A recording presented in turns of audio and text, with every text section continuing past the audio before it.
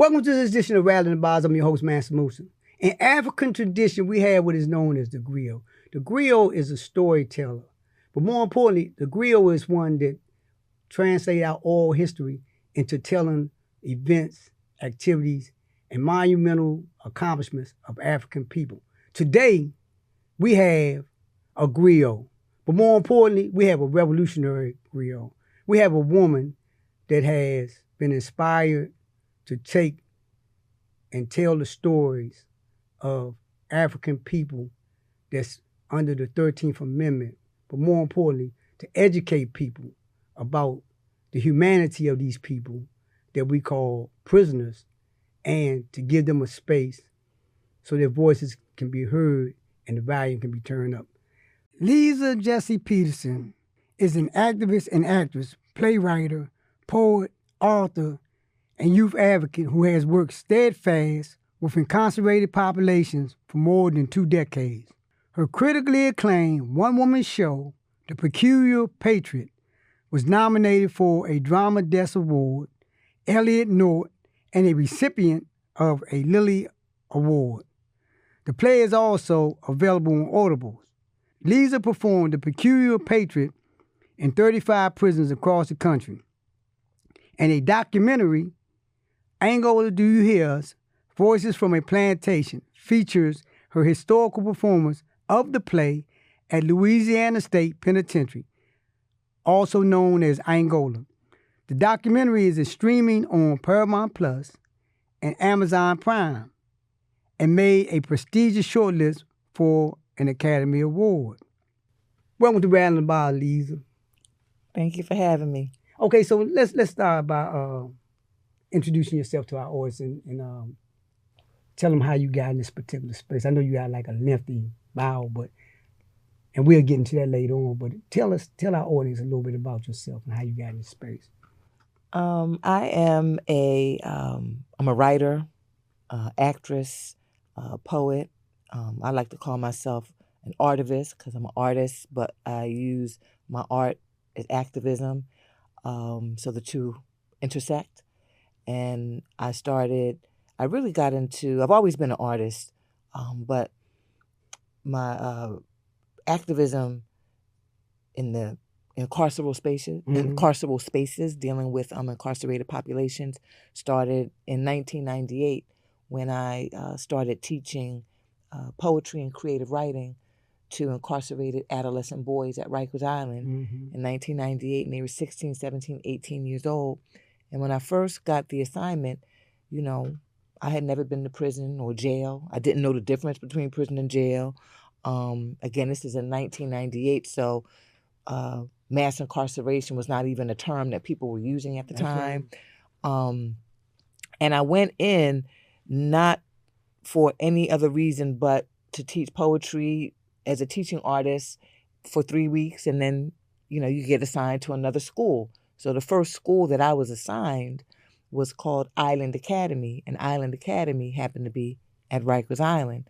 And so my 3-week workshop turned into 3 years because all the teachers kept passing me around because the workshop was so effective. And when I walked in the doors of Rikers Island in 1998, I knew nothing about the prison industrial complex outside of, just kind of a little bit, what I heard about. I had heard about Mamiya, and, I'm from Philly, so MOVE. And so, but I didn't have an intimate understanding of the system. And it was literally a correctional officer who said to me in my first week there, he said, "You don't know where you are, do you?" And I said, "Yeah, I'm at Rikers Island." Right. He said, "No." He said, "You're on a modern-day plantation." And he pointed to the boys who were in uniform, who were 16, 17, 18 years old. He said, "That's the new crop. They're the new cotton." Come on. And I said, "Ooh, I never heard that." He said, and he saw the shocked look on my face. And he said, "Yeah." He said, "When you go home," he said, "you put prison industrial complex into the computer, see what you find, and next time I see you, we're going to have a conversation about it." And I literally was boot kicked down the rabbit hole of all this information. So as I'm learning information, I'm becoming an evangelist Yeah. because it's new to me. Right. And it's right. shocking. It's new and shocking. So I'm bringing that information into my classroom. So my poetry workshops became political ciphers Right, with the boys. right. And so that's why the workshop became so popular, and I became the poet in residence at Rikers Island. And in that regard, to unpack, you know, the impact that they had on, like, seeing out young men, you know, how did that make you feel as you became more conscious? Because, like you said, he made you aware of this industrial complex, but your consciousness was there beforehand. But this put you in a specific space of, like, how did you see the relationship between the prison industrial complex and the new crop?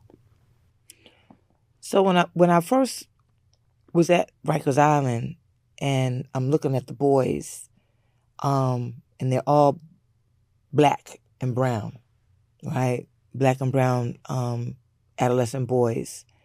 And I could feel something. I knew something was, I said, this doesn't feel right. You know, it was a feeling, but I couldn't articulate what I was feeling. Come on. You know, it's like, you know, when you walk into a spider web, you can feel something on you, but you can't see the web. Right. So I knew I was in something. I could feel something, but I couldn't articulate what it was until I did the research and I understood the intentionality of what I was seeing was an intentional web that was entrapping our young people and was criminalizing normal adolescent behavior, you know, because at 16, 17, 18 years old, their prefrontal cortex is still developing. That's right. So they're challenging, they're, you know, bucking up against authority. I mean, that's the nature of adolescent development. But black and brown adolescents are criminalized for, you know, adolescent behavior, and criminalized harshly. Right. And not given second chances most times. Right. The fact that we here in America was the one chance we had was taken away from us when we was brought here as chattel. But to your point, I think it was like a spiritual awakening that led you ultimately to where we are now. And without giving out too much information about the Peculiar Patriot, and it embodies so many facets, so much knowledge and so much emotion, so much information. Talk about that without, you know, giving it away, because we want our audience to go see it. Can you talk about some of the characters and some of the different moving parts? So the Peculiar Patriot is about a woman whose name is Betsy Laquanda Ross. And she's, and it's a play on Betsy Ross. Basically, yeah, I got you. Who claims she sold the flag, but we know that one of her enslaved women sold the flag. We know that. Yeah. She took the credit for it. But and so the main character is going to visit her best friend, Joanne, who's incarcerated. So the play takes place over a course of visits on the visiting room floor of a women's correctional facility.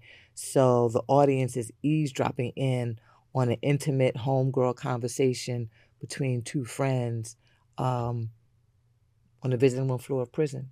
And you know what the interesting thing about that, and I was looking at some of the clips, and because you visit so many different prisons, I think over 40, and jails, and I was listening to some of the response that you was getting from the audience when you open the floor up. And one that stuck out to me the most was when I said something to you off camera, when the guy said, you did a bit.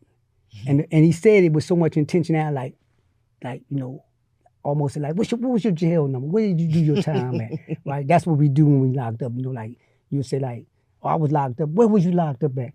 But when he said that you did a bit, how was he able, why did you think he had that kind of perspective about that? Coming out, looking at that space and saying like, the resonation with this is, I can identify with this. But why you think why? I'm curious if that took you by surprise when he said it, No. or did you really think that it was going like, okay, I know the impact it's going to have wherever I go at. I know the impact it's going to have in terms of awakening people's conscience or giving a common identity. I never know the impact it's going to have. Mm-hmm. So, I never know what the impact is. But, because I started working at Rikers Island in 1998 and, I worked there in many different capacities. And because I had traveled with the show in over 35 prisons and penitentiaries across the country, and, I had a loved one who was incarcerated, so I'm on the visiting room floor. So all of that time that I spent in those carceral spaces, professionally, personally, mm-hmm. I had the jungle on me, and you can smell the jungle. Right, so right, that's a simple way I can put it. You know what I mean? No, like I'm not writing from outsider who's a spectator. Like I was in it, and I wasn't just a teaching artist. I was I was going to court dates. I was doing court advocacy. I was a counselor, so I'm in the day room, playing spades, and right. Right. I mean I'm in the jungle. I'm in it. I'm on the top of the slave ship, and then I'm in the bowels of the slave ship in an intimate level. And so the only way I can, like someone said to me, who's incarcerated, he said, you got the jungle on you, and we can smell the jungle on you. Yeah. So there's an authenticity that just resonates, that is nothing but a feeling. It's not anything that, I can tangibly say. But and it's like when I went to Angola, they could smell the jungle on me. Yeah. As soon as they saw me, they could smell the jungle on me. Yeah, and you know what? Like I did 48 years prior to being released, right? And one of the things that, so we always in prison, always strove to have a connection to the community. Mm-hmm. With the visiting aspect of the visiting floor, as you talk about. And you got long-term, the family members come in. So in the visiting room, the extended family is established. In the visiting room, I see you every time I come because you're going to see your brother, your mother, mm-hmm. your husband, or somebody. So we visit at the same time. Eventually, we develop a relationship in terms of communication. Mm-hmm. But I know your loved one inside. So when you come in, I see, oh, yes, my man. We on the tier together. Then he introduced me to you. That's my sister, right? Mm-hmm. Okay, cool. Oh, this is my mother. But ultimately, as the years go on, we become like family. Mm. And that part of this story, it is people can identify with because they know the relationships that come out of that space, right? Mm-hmm. But did you always, when did you get to a point where you say, I gotta do something with this experience? I gotta put this experience in a package to take it on the road, to educate people, to let people feel my spirit, to merge with other spirits like-minded. When did you get to that point where you say, all right, this is where I'm at with this now. Mm-hmm. I'm going in, writing a play, or I'm going to find some people that can help me. I'm going to build this out because this what the spirit, what the ancestors is calling mm-hmm. me to do. Mm-hmm. It was a combination of two things.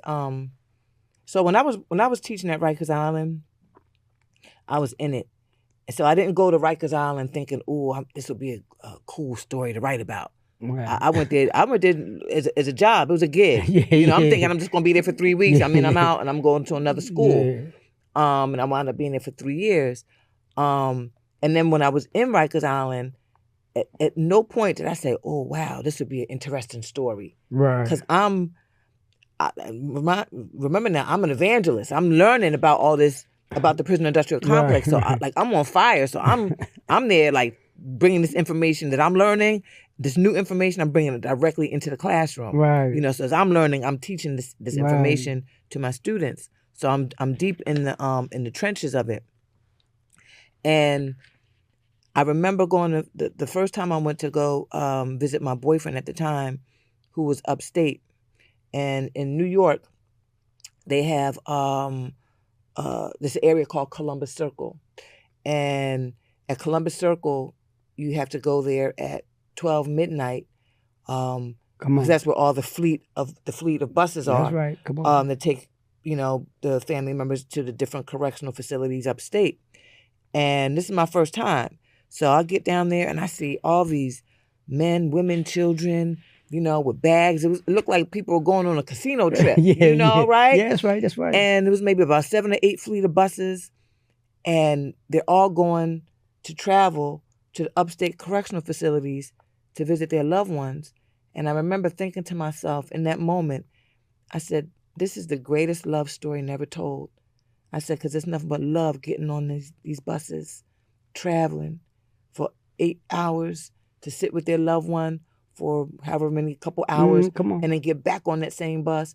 And then we're just walking through this city on the subway. We have no idea who we're sitting next to or who we're passing by on the street that was on that bus the night before. So I knew that was the greatest love story that needed to be told. And that was the first, instinct, the first time it hit me. Right. And then, because I'm teaching, I'm with the boys every day. Mm-hmm. On the weekends, I'm, going to visit, my man. And I remember calling my best friend, who's a writer, because mind you, I'm an actress, so I'm still, trying to pursue that dream, Right. As an artist. And I called her up one day, and I just said, I said, I didn't sign up for this. Like, my whole life is in prison. Like, I'm teaching in prison. I'm learning all this stuff about this industry. On the weekend, I'm going to go see my man. I said, I'm an actress. Like, I'm supposed to be acting. Like, what is this? And I just broke down. I started crying. I was like, I did not sign up for this. I didn't want this. Right. And she laughed in my face on the phone, and she said, "Are we allowed to curse on here?" Yeah, She said, "Bitch, you got a story to tell." Click, and hung up the phone. So I just got my journal out, and remember I had been doing all this research. I'm with the boys. So I have relationships, personal relationships with my students.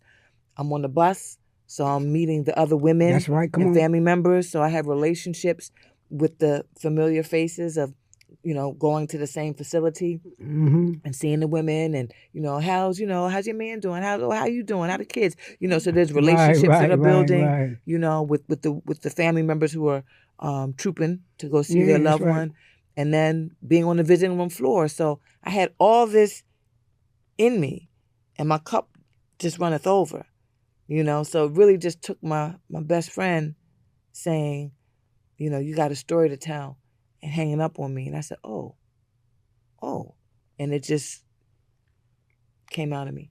And the story you have told, because, like I said earlier, we was talking off camera, the prison industrial complex is so vast. Everybody got a story. Mm-hmm. But it's how the story is being told. And in this regard, this story never been told. Mm-hmm. It's been told. I know from being locked up, the guy next door to me, I know his story in isolation. I know the relationships I built over 48 years in prison. I know individual stories. Mm-hmm. But you telling if it's 2.5 million people in the prison industrial complex, you telling our story. Because every time you talk about this, you telling the story of somebody's family in California, in Philadelphia, in Mississippi, in Alabama. They get on these buses. Mm-hmm. They go through all this crazy hardship to visit their loved one. Mm-hmm. They endure unimaginable things in order to spend a little time with their family. That's right. So, and when they leave hurt, happy, elated, but they never leave filled. But now they got a story that's being told that can give them some fulfillment. Mm-hmm. Because now I can say like, oh, that's me right there. But okay, so now you find yourself in Angola. All right, we're gonna go to the clip. Because of the significance of the land I was on. It was more than a performance. It felt like a calling. It felt like a mission. Angola was a plantation. Just because you see prison with your physical eyes, what do you see beyond that? Start questioning, why do we send people to prison and who's actually here? My best friend, she said, you got a story to tell, write that shit down. And I just put the rage on the page because I had to do something. Man, we need help. I've been to 35 prisons across the country, but this I knew was historical. To be on a prison plantation, not just to perform, but to activate. Everybody clung on to every word that she said. I'm telling you, that place erupted. You jump-started our hearts and our minds. Here was some truth that somebody couldn't handle. Everybody knew why it was being shut down. When I walked out on stage, I didn't even give it any thought. It was instinctive. I said, bam. I was in the presence of a whole bunch of sleeping giants. And I said, oh, they're awake now. Okay, so talk about this experience. And you call it rage on page, right? Revolutionary storytelling. Why was it rage on page? What made it rage on page? And is that a misnomer? No, because when I started doing the research about the prison industrial complex, the information was so horrifying. The profiteering off of human suffering. It made me angry. Come on. You know, and then I'm literally seeing the outcome because I'm seeing our children being warehoused. So I'm not just reading about it. I'm showing up every day at Rikers Island and I'm seeing our children, 16, 17, 18 years old, being warehoused.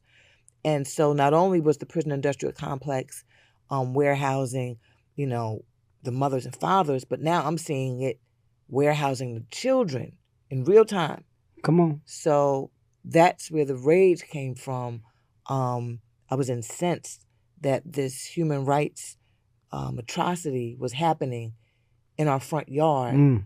And it seemed to me like nobody was ringing the alarm, you know, outside of, you know, small academic circles. Right. But I was like, where are the artists? This needs to be amplified because that's what artists do. We amplify. That's right. Come on. That's right. That's our role. That's right. You know, and so that the rage came from just the indignity, the injustice, and the correlation or the similarity of the slave industry to incarceration, mass incarceration industry. And I said, oh, wow. Okay. They're still enslaving us. So, I mean, as a human being, you have to be enraged when you're faced with injustice, when you're reading about injustice, and then when you're witnessing it in real time. I'm seeing it. Every day I go to work. Right. I'm looking at it. I'm reading about it, and then I go to work and I'm seeing it. Right. So that was the rage. So I put the rage on the page. Right. And so talk about how you when you went down in Angola and they shut you down. They shut down the play, and before then you had been in different places. So this 2-part question. Did you ever get that response from any other institution? And then how did that make you feel when they did what they did in Angola? Mainly when we know we like on Big Masters plantation. This is like one of the largest plantations. They still riding on horses with shotguns. They crop dusting with the windows open, killing out people. So we know what their background is. But talk about how that, you know, when they shut you down, when they came in and did what they did, what was your reaction and how did you process that? So it was so interesting because I knew, well, first of all, I have to give a shout out to Norris Henderson. Shout out to Norris, bad man. He is a triple OG. Deserves so much praise and credit. Definitely. And he's the one who brought me down. Yeah. So right. I was there on his invitation and on his reputation. Right. Which is impeccable. Yes, absolutely. So when I had the opportunity to go to Angola, I knew, and as I said in the documentary, which I hope, you know, the audience will have an opportunity to go and watch, that I was on sacred ground Come because on. because Angola, which is Angola prison, which is Louisiana State Penitentiary. That's right. the official name.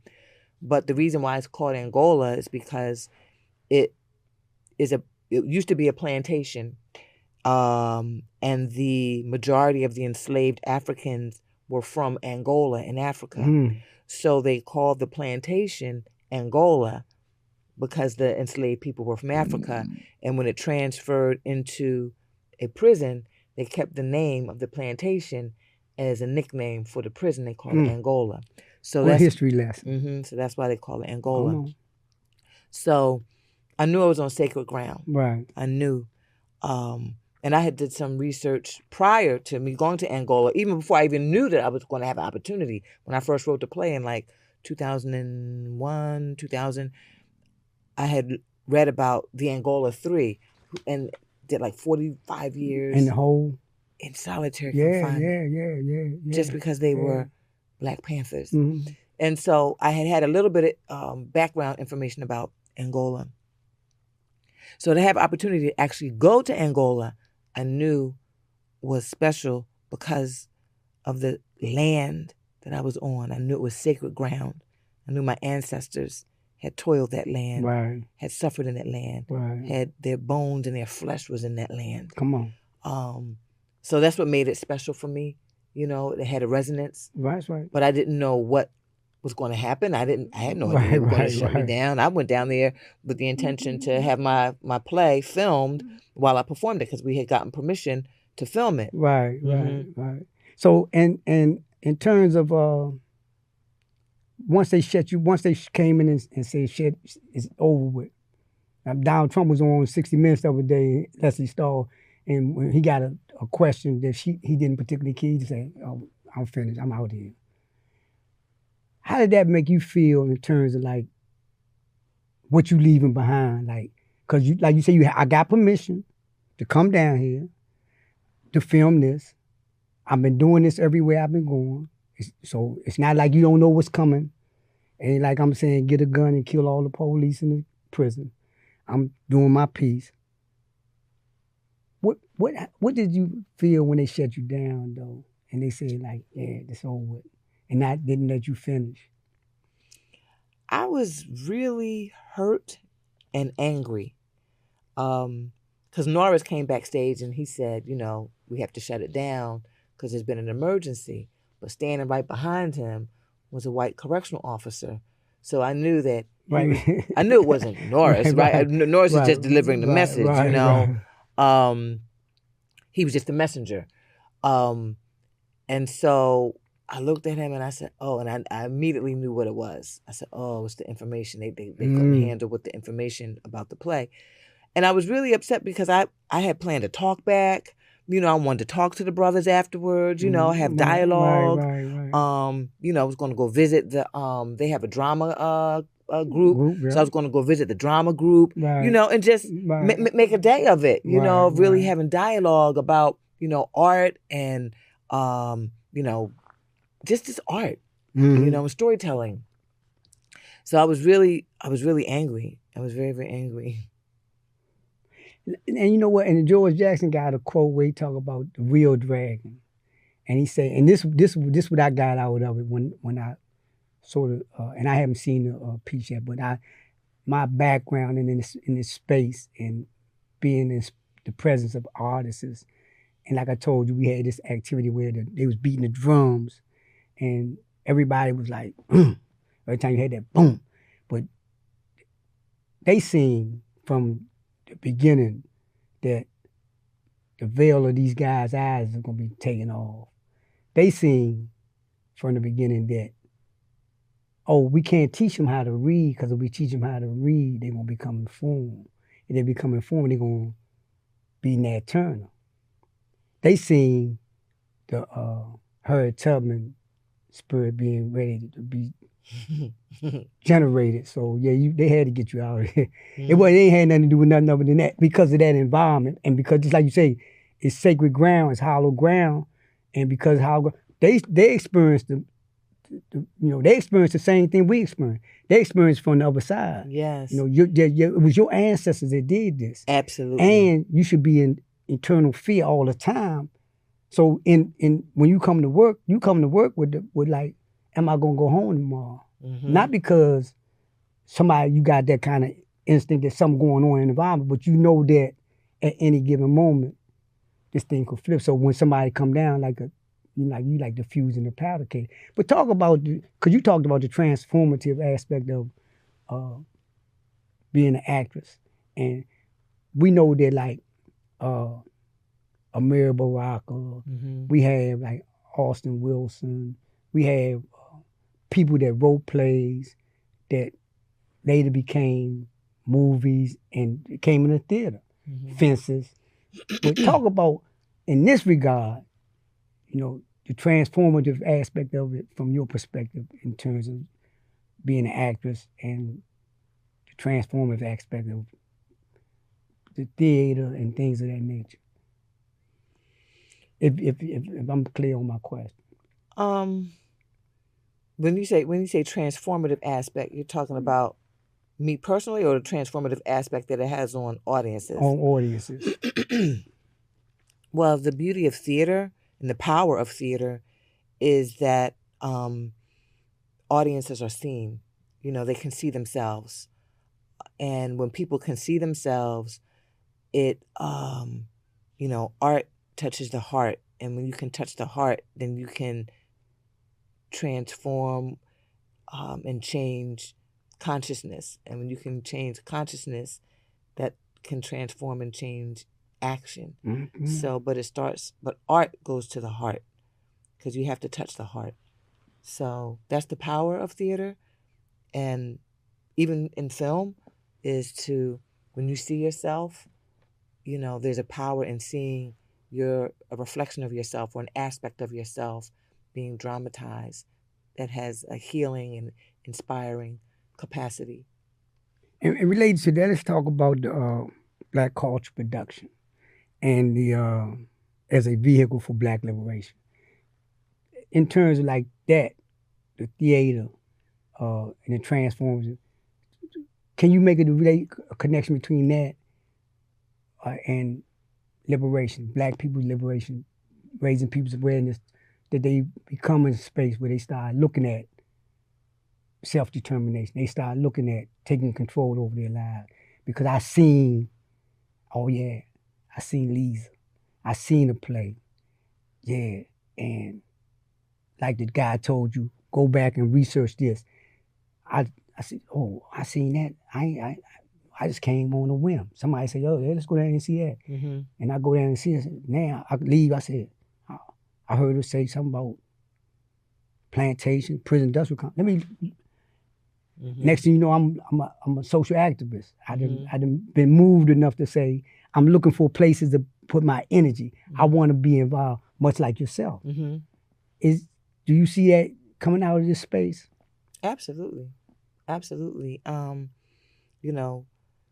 Art, or the kind of art that I create, my intention is to activate inspiration, to activate healing, to activate consciousness. And again, I never know what the activation is going to look like. Right. But I have to go. But when I'm writing and I'm creating, I'm performing, my intention is to activate. And I'll share a story about what happened after Angola. Brother Norris shared this with me, Brother Norris Henderson. Mm-hmm. So after my experience at Angola Penitentiary, which I hope the audience will go and watch. Go watch. The documentary. We watching. Angola, Do You Hear Us? Is streaming on Paramount Plus and Amazon Prime.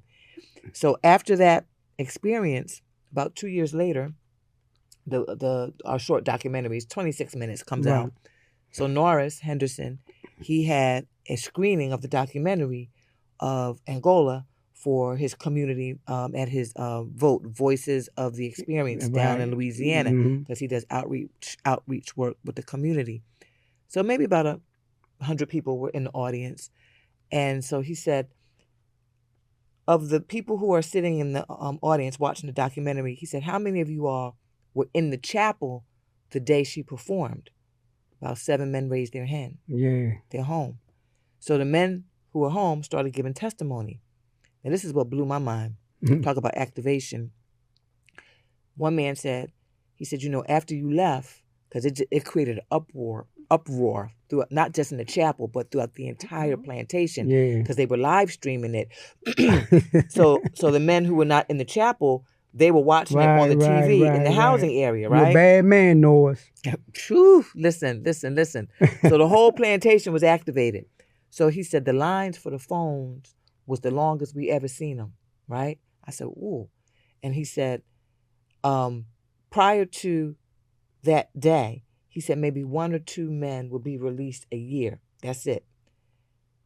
He said, but you had activated the whole plantation to the point where Norris now, he had already done the groundwork because he's a community activist. That's right. So he had already identified candidates in the upcoming election who were for prison reform. Right. So all he did was take that electric energy from the show. Come on. And he just steered it. That's right. And he said, okay, y'all want to do something? He says, you tell your family members to vote for these judges. You tell your family members to vote for this prosecutor. You tell your family members to vote for this sheriff.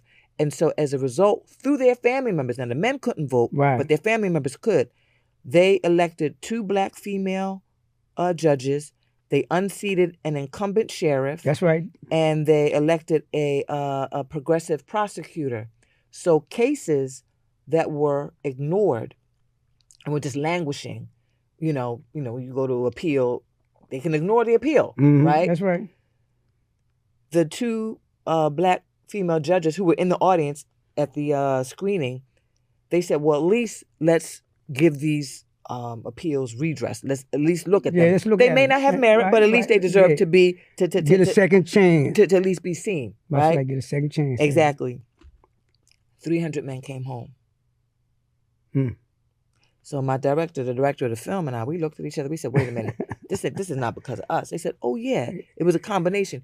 Your art activated and created this electricity of, awakening the sleeping giant. The infrastructure of the political framework was already there. So right. Norris just said, he just steered it. Said, you put all that energy, you put it right here. And that's what they did. And they were able to liberate themselves. That's a powerful, powerful story right there. And like I say, I interviewed Norris. I interviewed his collective down there, him and another guy. So I know Chico? Yeah. And so I know their attitude, and I know how intentional they are about doing things. And they're doing some remarkable work in Louisiana. In the Jim Crow South. In the Jim Crow South. Oh yeah, that's a thick layer that he's navigating. Yeah, and like she said, he was able to get some essential places changed because of his activation, his activities. But more importantly, you ignited the energy that made people want to do something. Yeah, want to do. And we've been, and I was locked up. This was something that we always try to do when, we was locked up. We always try to get legislation changed. We always try to mobilize our family. So this is like a common practice in the prison industrial. This is our response to what's going on in prison industrial complex. This is our response to try to impact policy, to make a change, whereas though now, like in Maryland, the doors is being opened because of our activism. So it's like laws have been passed that now people can stand up and get another chance, right? But talk about what's the future of the Peculiar Patriot? What are you planning on expanding it, add more to it, bringing other people in it? Where you at with that? Talk about that.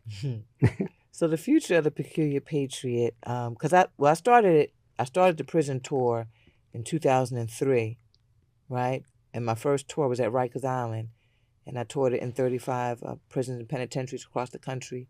And then in 2017 was when it got its first, traditional American off-Broadway theatrical production. So from 2003 to 2017, theaters were not fucking with me. Right, right. Right? Right, I seen that. Yeah, yeah. But then in 2017, the National Black Theater in Harlem, they opened up their doors Show you to some the love, production. yeah. Absolutely, absolutely. I love the National Black Theater, Barbara Ann Teer's legacy theater, and which her daughter and is now running with Jonathan McCrory, and so I've done several productions of it in different theaters, So now I'm at the point, because when people see the play, they're seen. Not only are incarcerated population seen, but the family members of the incarcerated are seen because it's told from their perspective. So many, and students are learning, family members are seen, and there's so many communities that want and need to see this play. It's a one-woman show. I can't be everywhere. I can't go to every community. Right. There are other, incarcerated populations who I want to see this play as well. So what's next is, the dream is to film the Peculiar Patriot play so that it can have a life outside of me physically being on stage, because I don't have the capacity to be everywhere. Right. It's going, after I leave Baltimore, the play is going to New York. It's going to be at New York Theater Workshop at an off-Broadway theater at the end of April.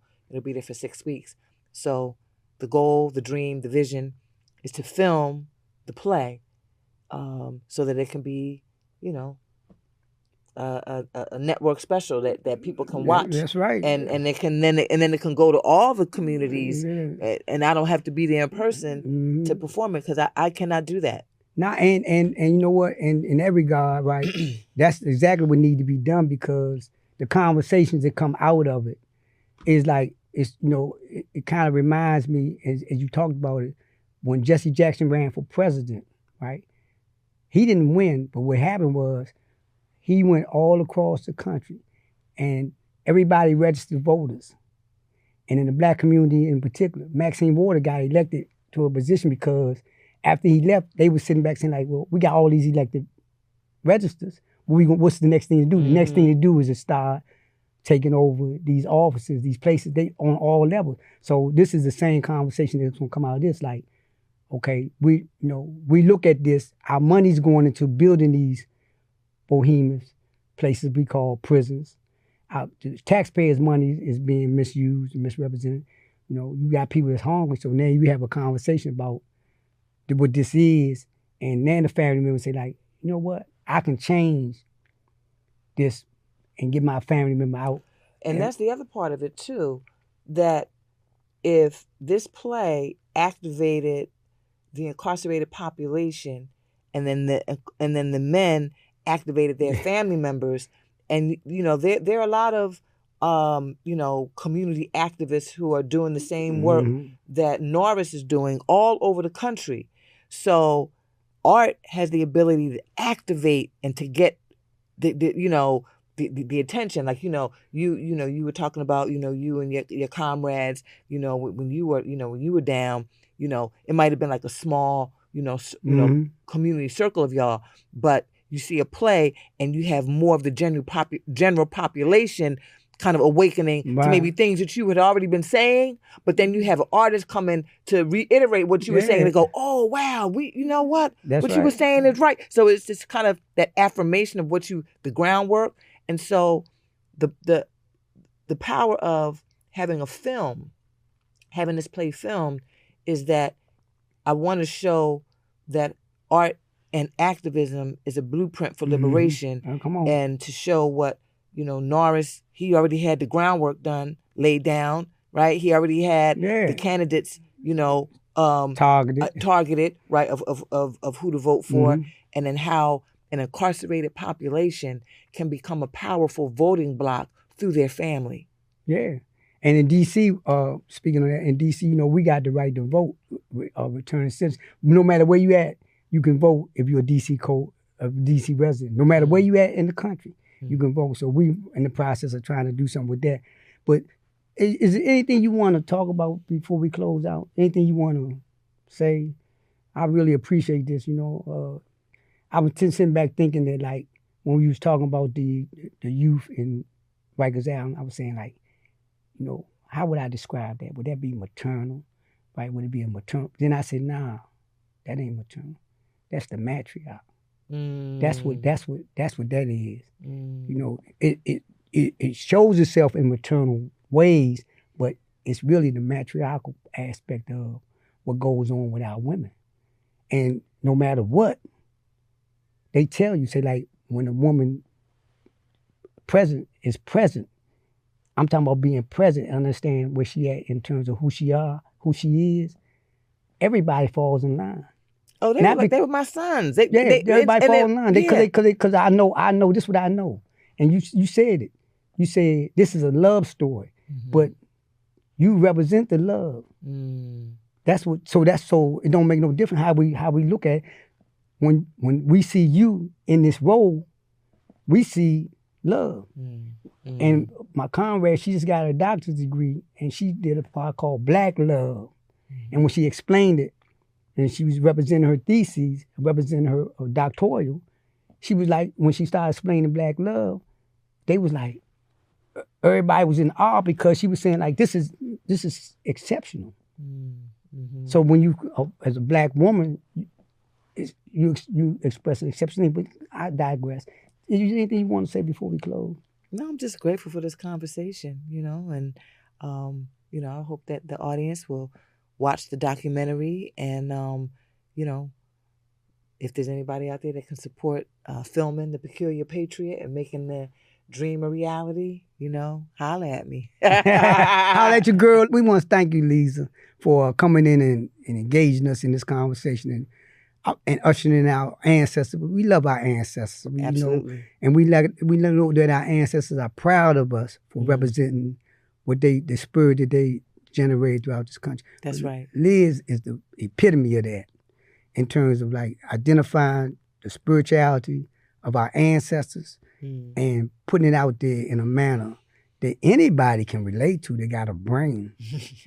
And if you're in the DMV, come check out The Peculiar Patriot at the Baltimore Center Stage. This is the closing weekend for it. And we ask that you continue to support the Real News and Rattling Bars, because guess what? We are actually the real news.